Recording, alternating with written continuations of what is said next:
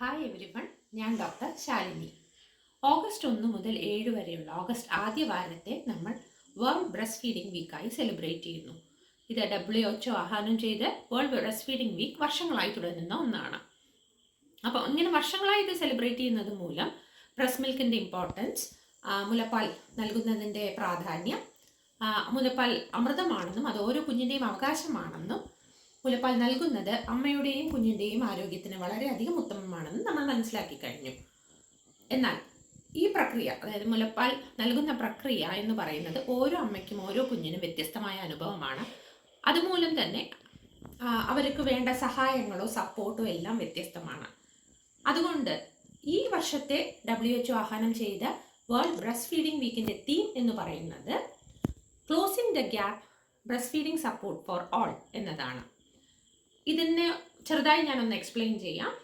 അതായത് ഒരു കുഞ്ഞിന് അമ്മ മുലപ്പാൽ നൽകുന്നത് അല്ലെങ്കിൽ അത് എത്ര കാലം തുടരുന്നു അല്ലെങ്കിൽ അങ്ങനെയൊക്കെയുള്ള കാര്യങ്ങളിൽ പ്രധാനമായ നിർണായക ഘടകങ്ങൾ എന്ന് വെച്ചാൽ കുഞ്ഞ്, അമ്മ, അവരുടെ രണ്ടുപേരുടെയും ആരോഗ്യം, അവർക്ക് കുടുംബത്തിൽ നിന്ന് ലഭിക്കുന്ന സപ്പോർട്ട്, അവരുടെ ഒരു ഫിനാൻഷ്യൽ സ്റ്റാറ്റസ് അല്ലെങ്കിൽ എക്കണോമിക് സ്റ്റാറ്റസ്, അതല്ലെങ്കിൽ അവർക്കൊരു അവരുടെ ജോലിയുള്ള അമ്മമാരാണെങ്കിൽ അവരുടെ സ്ഥാപനത്തിൽ നിന്ന് ലഭിക്കുന്ന സപ്പോർട്ടോ അല്ലെങ്കിൽ അങ്ങനെയുള്ള കാര്യങ്ങൾ എല്ലാം തന്നെ ഈ ഘടകങ്ങളെ ബാധിക്കുന്നു.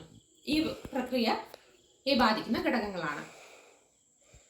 അപ്പോൾ ഇതിൻ്റെ കൂടെ തന്നെ മറ്റൊരു പ്രധാന ഘടകം എന്ന് പറഞ്ഞാൽ ഇവരിലേക്ക് പകരുന്ന ആരോഗ്യ പ്രവർത്തകർ, അതായത് ഡോക്ടർമാർ, സ്റ്റാഫ് നഴ്സ് അല്ലെങ്കിൽ ആശാ വർക്കേഴ്സ് തുടങ്ങിയവരിലൂടെ ഇവരിലേക്ക് ലഭിക്കുന്ന ഈ അമ്മയിലേക്കോ അല്ലെങ്കിൽ കുടുംബത്തിലേക്കോ ലഭിക്കുന്ന അറിവും കൂടിയാണ് പ്രധാനപ്പെട്ട ഒരു സപ്പോർട്ട് എന്ന് പറയുന്നത്.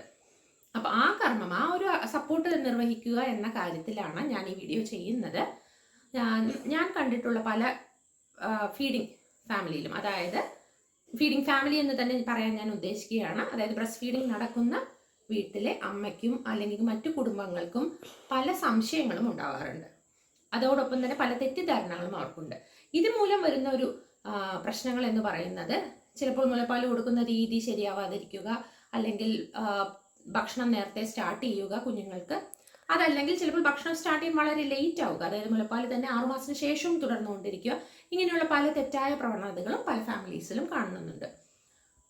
ഈ ബ്രസ്റ്റ് ഫീഡിംഗ് വാരത്തോടനുബന്ധിച്ച് നിങ്ങൾക്ക് ബ്രസ്റ്റ് ഫീഡിംഗ് കുറിച്ച്, നിങ്ങൾക്കോ നിങ്ങളുടെ കുടുംബത്തിലുള്ളവരോ ബ്രസ്റ്റ് ഫീഡിംഗ് ചെയ്യുന്നവരാണെങ്കിൽ നിങ്ങൾക്ക് അതിനെക്കുറിച്ച് എന്തെങ്കിലും ചെറിയ രീതിയിലുള്ള സംശയങ്ങളുണ്ടെങ്കിൽ താഴെ കമൻറ്റിൽ ഇട്ടാൽ എന്നാൽ കഴിയുന്ന വിധം ഞാൻ കമൻറ്റിലൂടെ റിപ്ലൈ ചെയ്തു തരാം അല്ലെങ്കിൽ എക്സ്പ്ലെയിൻ ചെയ്തു തരാം. അപ്പോൾ അതിന് മുമ്പായിട്ട് ബ്രസ്റ്റ് ഫീഡിങ്ങിനെ കുറിച്ച് ചില വീഡിയോസ് മുമ്പ് ചെയ്തിട്ടുണ്ട്, അതിൻ്റെ ഡീറ്റെയിലിംഗ് ആയിട്ട് എക്സ്പ്ലെയിൻ ചെയ്തിട്ടുള്ള വീഡിയോസ്. അത് കണ്ടതിന് ശേഷം ചോദിക്കുകയാണെങ്കിൽ, അതിൽ ക്ലിയർ ആവാത്ത സംശയങ്ങൾ ചോദിക്കുകയാണെങ്കിൽ നമുക്ക് വളരെ പെട്ടെന്ന് തന്നെ ക്ലിയർ ആക്കുവാനോ അല്ലെങ്കിൽ ചുരുങ്ങിയ സമയം കൊണ്ട് കാര്യങ്ങൾ ക്ലിയർ ആവാനും എളുപ്പമായിരിക്കും.